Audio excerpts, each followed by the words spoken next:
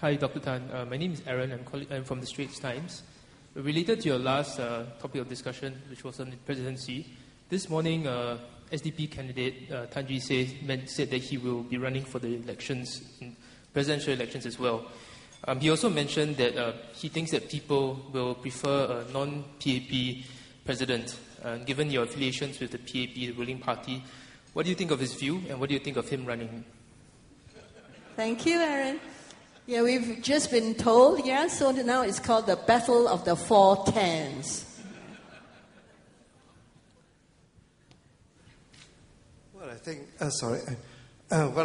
that it is good for Singaporeans to have a choice between a number of candidates for this very important post and different platforms. But as I said, the most important thing in the presidential elections is that Singaporeans must be the winner. So whoever is elected must be a person who can fulfill the duties of the presidency. And we'll leave it to the Singaporean voters to decide. So may I just, Aaron was asking, so being affiliated to the government or not being affiliated to the government, does it really matter? The president, whoever he is, he or she is. Up till now, there is no female candidate as yet, but the days are early. Has a distinct role as set out in the Constitution. I think we have to be quite clear about this. The president is not a separate power center in Singapore. That cannot be. There can only be one power center in Singapore, and that must be the government. The president also has very limited executive authority. He has custodial duties, as spelled out in the Constitution, to protect the reserves. And also with regard to certain issues like the appointment of senior people in the civil service and the armed forces. And the president also has a role in representing Singapore overseas when he meets diplomats and when he travels overseas. I think this is very important because people judge a country by the caliber of the presidents. So all of this implies, in my view, that you need somebody in the presidency who is steady, who is experienced with a background, who knows the issues, who knows the limits of what the president can do, and most important, who is fair, who is neutral. The presidency has to be above politics. He has to work with the government of the day. He has to work with all political parties, including the opposition.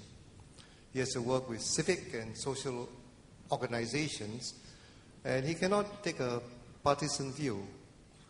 So my view is, rather than talking about who is independent or who is not independent, what is most important is that in the execution of his duties, the president must act independently. He must consider the issues on their own merits, make up his own mind, and exercise his authority accordingly.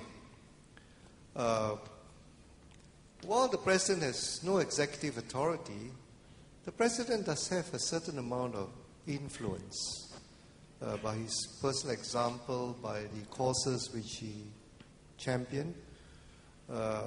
In a way, you might describe this, as in the terminology of defense as soft power, not hard power. I was struck. I found an article by Mr. Ho Kwon Pin, I think last Saturday, quite interesting on the influence of the president. So the president is not without the capability to make changes. How he makes changes, I think, depends on the president's personality and style of working. Obviously, if he wants to do anything effectively, he must have the respect of the government or ministers. He must be able to work with them.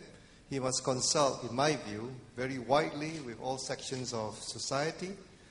He must identify areas of need. At my press conference, I was asked, is there any particular area which I would concentrate on, or if particular concentration, if I'm like the president. I said that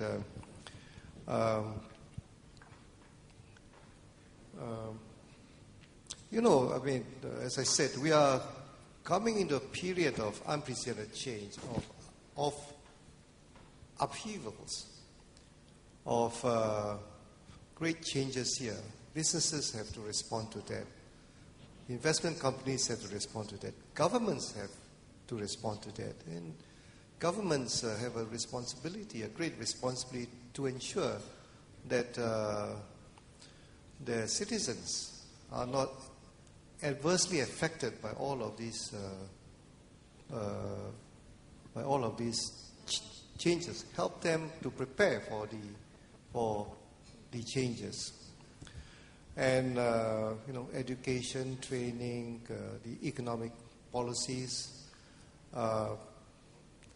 But even with the best preparation and the best schemes, the most vulnerable in our society, people who are handicapped, who are disadvantaged, may fall between the cracks. There's a saying that a rising tide lifts all boats. But I think it's the responsibility of government to make sure that the boats are seaworthy and not crushed by waves. And for people who are unable to keep up, I think it's a responsibility of a government to help them distribute life jackets to make sure that they stay afloat, that they are not overwhelmed by their problems.